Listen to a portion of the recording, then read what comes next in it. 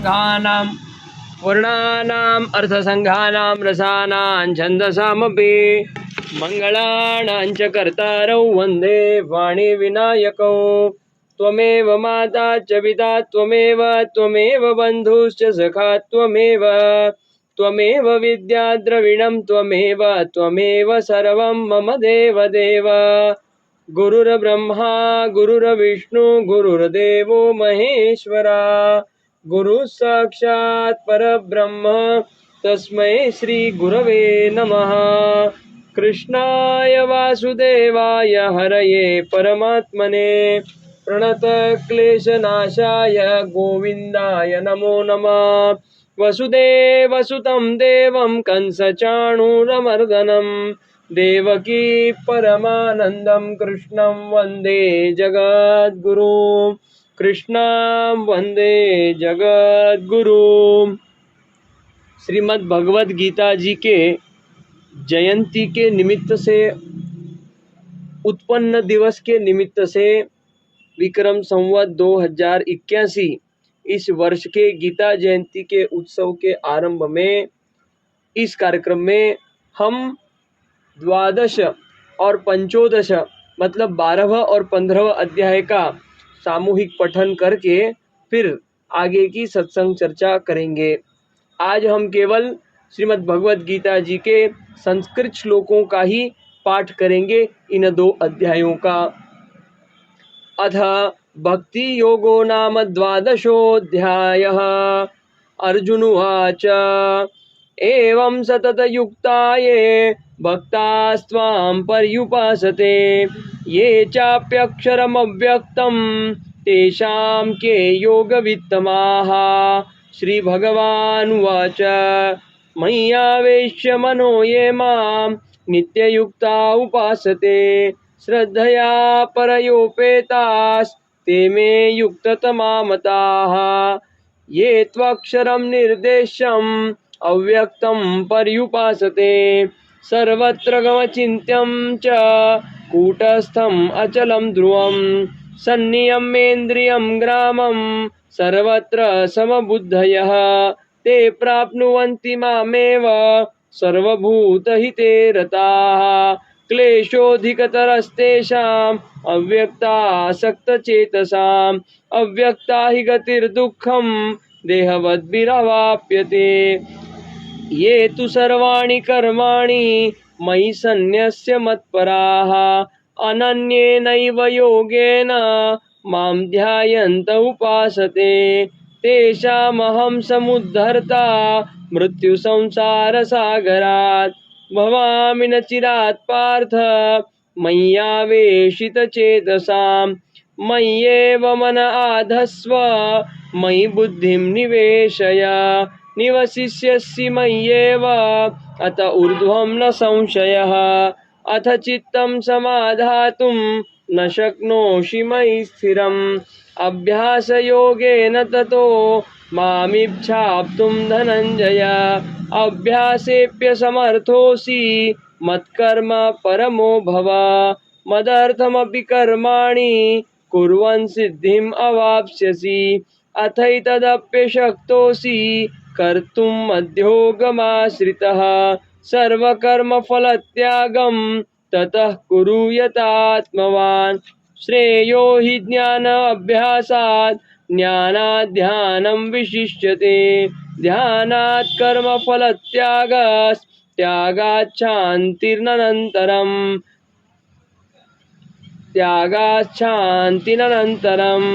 अद्वेष्टा सर्वभूतानां मैत्रः करुण एव च निर्ममो निरहङ्कारः समदुःखसुखक्षमी सन्तुष्टः सततं योगी यतात्मा दृढनिश्चयः। मय्यर्पितमनो बुद्धिर्यो मद्भक्तः स मे प्रियः। यस्मान्नो द्विजते लोकान्नो द्विजते च यः हर्षां हर्षभयोद्वेगैर्मुक्तो यः स च मे प्रियः। अनपेक्ष शुचिर्दक्ष उदासीनो गतव्यथः सर्वारंभ परित्यागी यो मद्भक्तः स मे प्रियः यो न रुष्यति न द्वेष्टि न शोचति न कांक्षति शुभाशुभ परित्यागी भक्तिमान्य स मे प्रियः समशत्रौ च मित्रे च तथा मानापमानयोः शीतोष्ण सुख दुःखेषु समसंग विवर्जितः तुल्यनिन्दा स्तुतिर्मौनी संतुष्टो येन केनचित् अनिकेत स्थिरमतिर्भक्तिमान् मे प्रियो नरः ये तु धर्म्यामृतमिदं यथोक्तं पर्युपासते श्रद्धाना मत्परमा भक्तास्ते अतीव मे प्रियः भक्तास्ते अतीव मे प्रियः। ओम तत्सदिति श्रीमद्भगवद्गीतासु उपनिषत्सु ब्रह्म विद्यायां योगशास्त्रे श्रीकृष्णार्जुन संवादे भक्ति योगो नाम द्वादशोऽध्यायः। अथ पुरुषोत्तम योगो नाम पंचदशोऽध्यायः। श्री भगवानुवाच ऊर्ध्वमूलमदशाखम् अश्वत्थं प्राहुरव्ययं छन्दांसि यस्य पर्णानि यस्तं वेद स वेदवेत् अधश्च ऊर्ध्वं प्रसृता तस्य शाखा गुणप्रवृद्धा विषयप्रवालाः अधश्च मूलान्यनुसन्ततानि कर्मानुबन्धीनि मनुष्यलोके न रूपमस्येह तथोपलभ्यते नान्तो न चादिर्न च सम्प्रतिष्ठा अश्वत्थमेनं सुविरूढमूलम् असङ्गशस्त्रेण दृढेन छित्त्वा ततः पदं तत्परिमार्गितव्यं यस्मिन् गता न निवर्तन्ति भूयः तमेव चाद्यं पुरुषं प्रपद्ये यतः प्रवृत्तिः प्रसूता पुराणी निर्माणमोहाजितसङ्गदोषा अध्यात्मनित्या विनिवृत्तकामाः द्वन्द्वैर्विमुक्ताः सुखदुःखसंज्ञैर्गच्छन्त्यमूढाः पदमव्ययं तत् न तद्भासयते सूर्यो न शशाङ्को न पावकः यद्गत्वा न निवर्तन्ते तद्धामं परमं मम ममैवांशो जीवलोके जीवभूतः सनातनः मनःषष्ठानि इन्द्रियाणि प्रकृतिस्थानि कर्षति शरीरं यदवाप्नोति यच्चाप्युत्क्रामतीश्वरः गृहीत्वैतानि संयाति वायुर्गन्धानि वासयात् श्रोत्रं चक्षुः स्पर्शनं च रसनं घ्राणमेव च अधिष्ठाय मनस्यायं विषयानुपसेवते उत्क्रामन्तं स्थितं वापि भुञ्जानं वा गुणान्वितं विमूढानानुपश्यन्ति पश्यन्ति ज्ञानचक्षुषः यतन्तो योगिनश्चैनं पश्यन्त्यात्मन्यवस्थितं यतन्तोऽप्यकृतात्मानो नैनं पश्यन्त चेतसः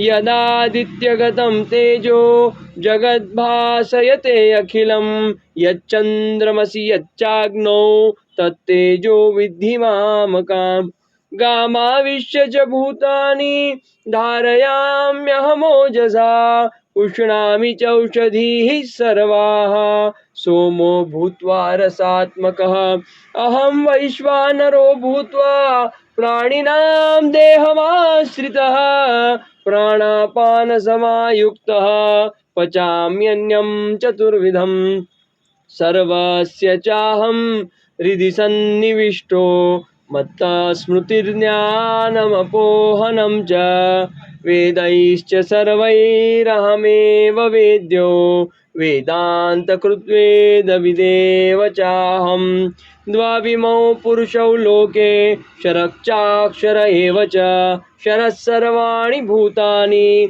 कूटस्थोऽक्षर उच्यते उत्तमः पुरुषस्त्वन्यः परमात्मेत्युदाहृतः यो लोकत्रयमाविश्य बिभर्त्यव्यय ईश्वरः यस्मात् अक्षरमतीतोऽहम् अक्षरादविचोत्तमः अतोऽस्मि लोके वेदे च प्रथितः पुरुषोत्तमः यो मामेवमसम्मूढो जानाति पुरुषोत्तमं स सर्वविद् भजति मां सर्वभावेन भारत इति गुह्यतमं शास्त्रम् इदमुक्तं मया नघ एतद्बुद्ध्वा बुद्धिमान् स्यात् कृतकृत्यश्च भारत कृतकृत्यश्च भारत कृतकृत्यश्च भारत। ओम तत्सदिति श्रीमद्भगवद्गीतासु उपनिषत्सु ब्रह्म विद्यायां योगशास्त्रे श्रीकृष्णार्जुन संवादे अथ पुरुषोत्तम योगो नाम पंचदशोऽध्यायः। इति श्रीकृष्णार्पणमस्तु। नारायणार्पणमस्तु। जैसा कि हम सभी जानते हैं कि आज का जो अवसर है यह बहुत ही मंगलमय अवसर है, क्योंकि अनंत काल से चले आ रहे सनातन परंपरा के आध्यात्मिक वैभव के स्वरूप में जो हमको तत्व ज्ञान प्राप्त हुआ है, वह तत्व ज्ञान सर्वोपरि ज्ञान है। ऐसा श्रीमद् भगवद गीता जी में भगवान ने अर्जुन को उपदेश किया है, और वह ज्ञान भगवान के ही श्रीमुख से, भगवान के ही मुख कमल से आज ही के दिन कुरुक्षेत्र की धरती पर, आज ही की तिथि पर भगवान ने अर्जुन को उपदेश के स्वरूप में कहा है। यह वार्ता मात्र कुछ ही मिनटों की थी, जो हमको 700 श्लोकों में परिपूर्ण दिखती है, ज्ञात पड़ती है। और इस श्रीमद् भगवद गीता जी के प्राकट्य का आज का यह मंगलमय दिवस और तिथि होने के कारण यह दिवस अतिशय महत्वपूर्ण है। हमारे परम पूज्य स्वामी जी महाराज ये बार बार कहते हैं कि जो अवघड़ वेद हैं, जो कठिन वेद हैं, उनका सरल सुबक और सिंपल एक्सप्लेनेशन और स्वरूप कोई है तो वह श्रीमद् भगवद गीता जी है। और सरल सुबक श्रीमद् भगवद गीता जी को अगर हमको डिफ़िकल्ट बनाना है, अवघड़ बनाना है, उसको मुश्किल बनाना है, या उसको कॉम्प्लेक्स शब्दों में उसको प्रस्तुत करना है, तो वेदों की व्याख्या।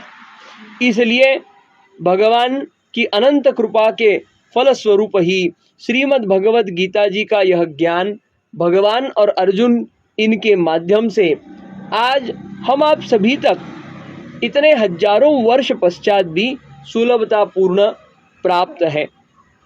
और अनेक महात्माओं, संतों, आचार्यों और संत श्रेष्ठों के माध्यम से उसकी टीका टिप्पणी व अर्थ के कारण हमारे लिए उसको जीवन में उतारना और भी सुलभ है। श्रीमद् भगवद गीता जी को अगर हम एक वाक्य में आज की भाषा शैली में समझने का प्रयत्न करें तो multiple problems and one solution for all problems, इस प्रकार की व्याख्या यह अतिशयोक्ति नहीं होगी। महापुरुषों के जीवन का यह आशय है, और दास के अपने जीवन का भी अनेकों प्रसंगों का यह अनुभव है कि श्रीमद् भगवद गीता जी इस ज्ञान गंगा में हमारे जीवन के सभी प्रश्नों का समाधान है। निरंतर इसका गाढ़ा अभ्यास, निरंतर इसकी रट, इसके अर्थ का जीवन में अर्थपूर्ण अवलोकन, यह हमारे जीवन में प्रचंड शांति प्रदाय करने वाला और प्रचंड सुख, समृद्धि और मन के विकारों को दूर करके प्रेजेंट मोमेंट में जीने के लिए की सबसे बड़ी घूंटी है, बूटी है, ये सबसे बड़ा वैक्सीन है। और वैक्सीन ही नहीं केवल, परंतु ये सबसे बड़ी औषधि भी है। जैसे वैक्सीन जिसको हम मराठी में लस बोलते हैं, हिंदी में भी शायद लस ही बोलते हैं। तो ये वैक्सीन कब ली जाती है? कोई बीमारी न होने के लिए। अब जगत में बीमारी क्या है? बोले माया का उपयोग, यह तो यथार्थ है, परंतु माया का उपभोग ही बीमारी है। गरम चीज, गरम वस्तु हमारे काम की है, तो हम उसको अगर सीधा हाथ लगाएंगे तो हाथ जल जाएगा। उसको सांडसी रूप से उसको धरेंगे तो हमको गरम का उपयोग भी हो जाएगा और चटका भी नहीं लगेगा।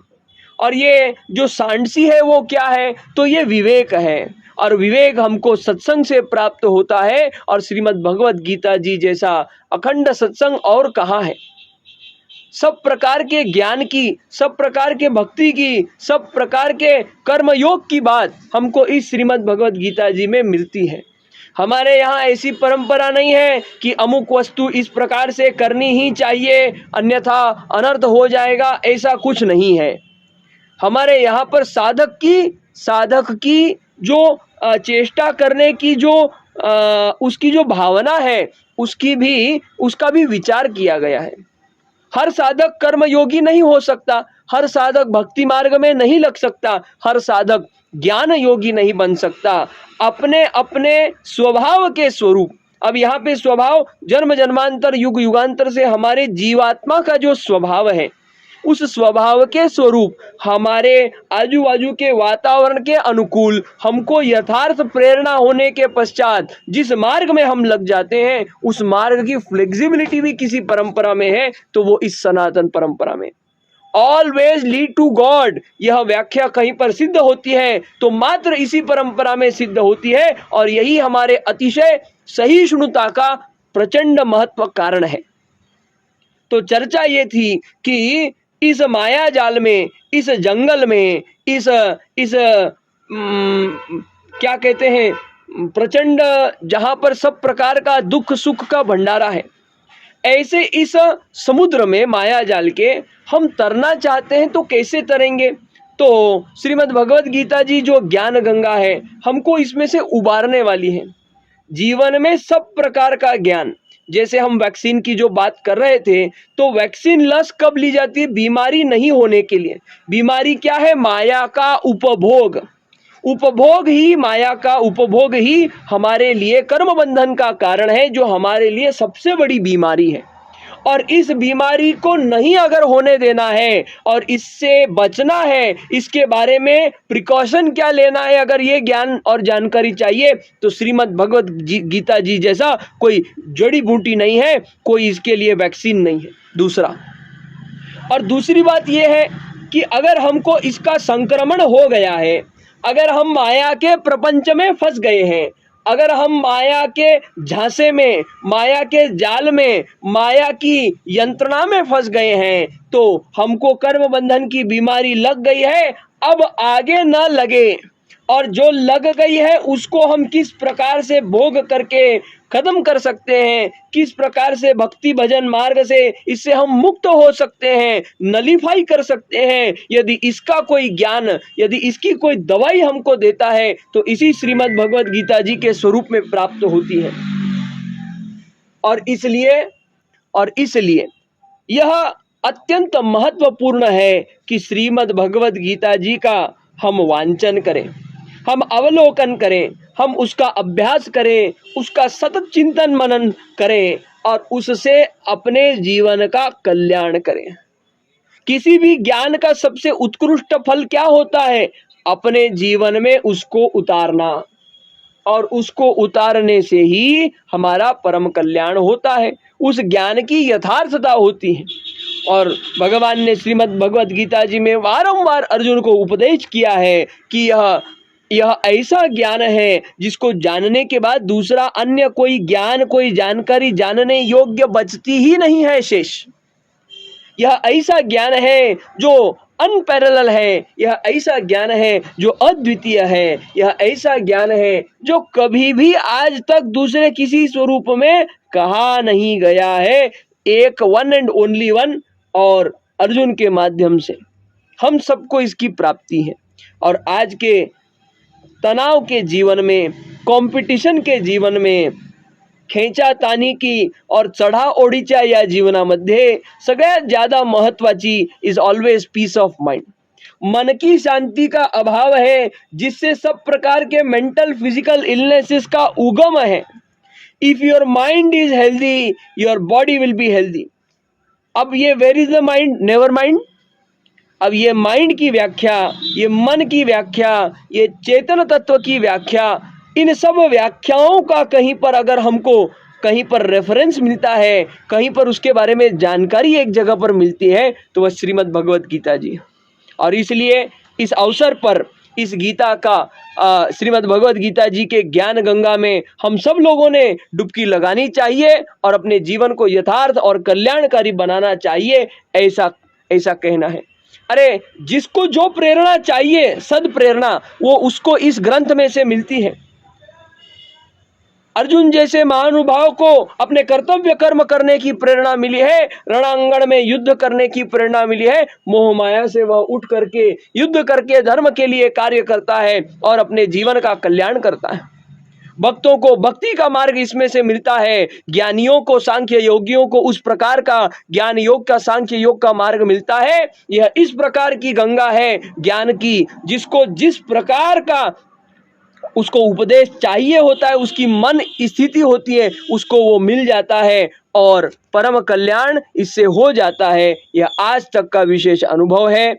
इस प्रकार से आज के इस अवसर पर हम सभी इस ज्ञान का अवलोकन करें और अपने जीवन को यथार्थ करें, यही प्रार्थना है। भगवान सबको सद्बुद्धि दे, सबका अनंत मंगल करे, यही प्रार्थना है। फिर एक बार सभी को श्रीमद् भगवद गीता जी के इस प्राकट्य उत्सव की, भगवद गीता जी के प्राकट्य उत्सव की अनेक अनेक बधाइयाँ, विशेष नमस्कार। भगवान को फिर एक बार वारंवार वंदन। जय जय सीताराम, जय श्री कृष्ण।